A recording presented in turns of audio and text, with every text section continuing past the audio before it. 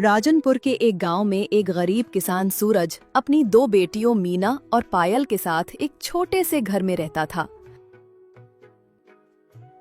सूरज की पत्नी अपनी दूसरी बेटी पायल को जन्म देते समय दम तोड़ गई थी, जिसके बाद से सूरज पर तो मानो गमों के पहाड़ टूट पड़े। हाय रे हाय, मैं लुट गया, बर्बाद हो गया। अब मेरा और मेरी बेटियों का क्या होगा?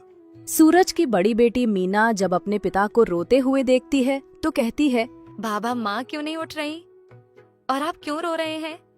मेरी बेटी, अब तुम्हें ही अपनी छोटी बहन का ख्याल रखना पड़ेगा। तेरी माँ तो हमें छोड़कर चली गई है। चलो मेरी बेटी, अब घर को चलें।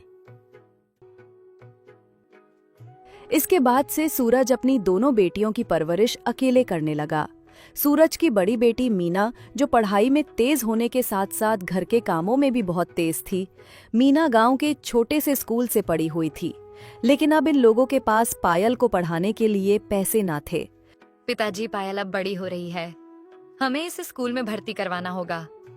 मैं तो जैसे तैसे पढ़ लिख गई हूँ, लेकिन मुझे पायल की चिंता बहुत सताती है। अरे मीना, तुम चिंता क्यों करती हो?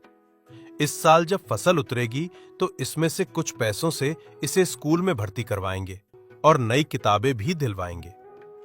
खेतों से जो भी कमाई होती, इससे आधे से ज्यादा रकम तो इनके कर्ज उतारने में लग जाती। जो बचती, इससे मुश्किल से ही घर चल सकता था। इस साल इन्होंने कुछ सब्जियां भी उगाई थी, ताकि कुछ सब्जियां ये लोग बेच दें और कुछ अपने खाने के लिए इस्तेमाल कर सकें, मगर ऊपर वाले को कुछ और ही मंजूर था। हाय रे, मेरी किस्मत फूट गई। सारी सब्जियां तो सड़ गई। अब कर्ज कैसे उतारूंगा? सोचा था इस साल हम गरीब भी भरपेट सब्जी खाएंगे, मगर कैथ ने सब बर्बाद कर दिया। इस साल सारी फसल भी जल गई और सब्जियां भी गल सड़ गईं, जिसके कारण वो सब बहुत परेशान हुए। अब इनको मालूम नहीं था कि आने वाले साल में ये लोग कैसे गुजर बसर करेंगे, क्योंकि जितनी भी जमा पूंजी थी वो सब भी फसलों में लगा दी थी। इसके अलावा बहुत सा कर्ज भी उठा रखा था। लेकिन सूरज ने अभी भी हार ना मानी और वो एक बार फिर से सेठ से पैसे मांगने चला गया।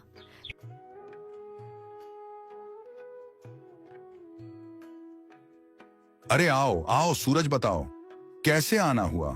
क्या मेरा कर्ज उतारने आए हो? नहीं नहीं सेठ जी, इस साल सारी फसल गल सड़ गई।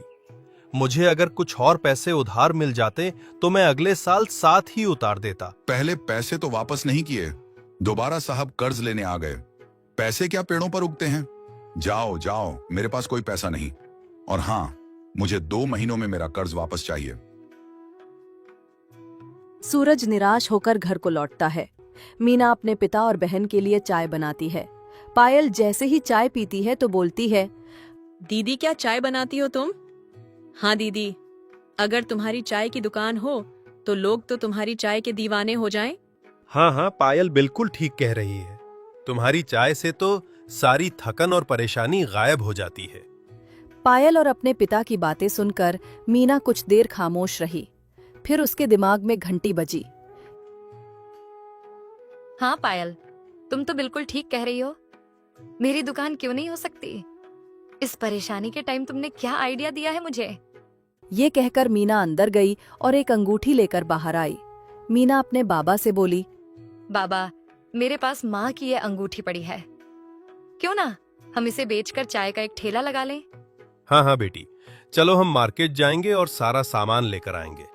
फिर सूरज और मीना मार्केट गए और सब सामान लेकर घर आ गए। अगले दिन उन्होंने चाय का ठेला लगा लिया। इनके सामने एक और भी चाय वाला था, जिसका नाम कुमार था। कुमार अपने मुकाबले में एक नया ठेला देखकर मन ही मन जलने लगा। अरे, ये बदबख्त कहाँ से आ गए? मैं पूरे गांव पर राज करता था। पूरे गांव से लोग मेरे पास चाय पीने आते थे। क्या ये लोग किसी और चीज का ठेला नहीं लगा सकते थे? इधर सूरज और मीना का काम पहले ही दिन जलने लगा। लोग आकर उसकी चाय पीने लगे। अरे वाह, ये चाय पीकर तो मजा ही आ गया। हाँ बिटिया, क्या चाय बनाती हो तुम? मैंने इससे पहले इतनी मजेदार चाय कभी नहीं पी। मजा ही आ गया। जो भी चाय पीता वो इसकी तारीफ किए बगैर न रहता। अब तो कुमार और भी गुस्से में आ गया। उसे किसी भी तरह अपने ग्राहक वापस लेने थे, तो उसने एक चाल चली। अरे भाइयों सुनो, मैं आज से आप सबको सस्ती चाय बेचूंगा। 5 रुपए 5 रुपए। जी हाँ, आइए 5 रुपए का चाय का कप। सभी ग्राहक इतनी सस्ती चाय का सुनकर कुमार की दुकान पर जमा हो जाते हैं। मीना बहुत परेशान हुई, क्योंकि चीजें इतनी महंगी थी कि वो 5 रुपए का कप नहीं बेच सकती थी। पिताजी अब क्या होगा? अब क्या करें? कुमार चाचा ने तो चाय इतनी सस्ती कर दी है। अब तो हमारा 20 रुपए का कप पीने के लिए कोई भी ग्राहक हमारी दुकान पर नहीं आएगा। बिटिया, तुम क्यों परेशान होती हो? ऊपर वाला सब देख रहा है, वो सब ठीक कर देगा। अगले दिन सभी गांव वालों की तबीयत कुमार की चाय से बिगड़ने लगी। कुमार भी परेशान हो गया। गांव वालों को समझ लागी थी कि ये जरूर कुमार की कोई ना कोई चाल है। ये क्या हो गया मुझसे? मैं तो बस ज्यादा पैसा कमाना चाहता था। कहीं इन लोगों को मालूम ना हो जाए कि मैं इनको दूध वाली चाय की बजाय पाउडर वाली चाय पिलाता रहा हूँ। हे ऊपर वाले, मुझे माफ कर दे। कुमार को अपनी गलती का एहसास हो गया था, और इधर मीना का काम इतना चला कि उसे अपनी दुकान खरीदनी पड़ी। बिना बिटिया, मुझसे गलती हो गई है, मुझे माफ कर दो। मैं लालच में आ गया था, मुझे माफ कर दो और मुझे भी अपनी दुकान पर रख लो। अब वो ठेले से दुकान पर आ गई थी और कुमार भी उसके पास काम करने लग गया। इस तरह पायल भी स्कूल जाने लगी और उनके पैसों का मसला भी हल हो गया।